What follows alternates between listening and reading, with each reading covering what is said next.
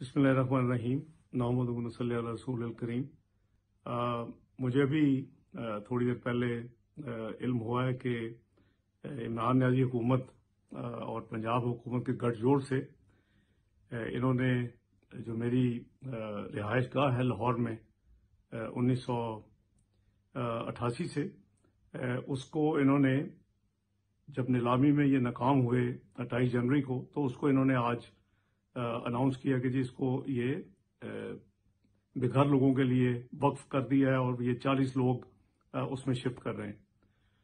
तो अल्लाह की अमानत है, अल्लाह का माल है, वो तो हर चीज़, हमारी जान भी अल्लाह ताला की अमानत है।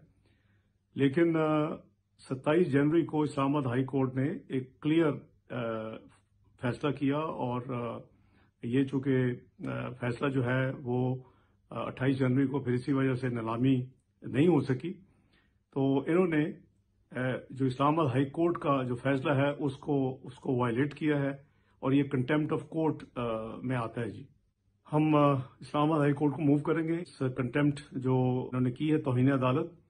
दूसरा ये है कि सारा ये जो इन्होंने जो कुछ किया है ये बेसिकली एब्सकॉन्डर के नतीजे में ये इन्होंने कुछ एक्शंस लिए हैं। तो वो तमाम एक्शंस इलीगल इसलिए हैं कि वो बेसिक जो बुनियादी जो एब्सकॉन्डर का फैसला है वो भी इलीगल है। उसके खिलाफ हमारी पिटीशन जो है वो काफी अरसे से सुप्रीम कोर्ट में पेंडिंग है और हमने सुप्रीम कोर्ट में पीछे कोई 2 हफ्ते पहले एप्लीकेशंस भी दी कि उसको अर्जेंट हियरिंग की जाए। जब इन्होंने नीलामी का फैसला किया तो वो उन्होंने कहा कि जी अपनी बारी पे कुछ अरसे बाद ये सुनी जाएगी, अभी आपकी बारी नहीं आई।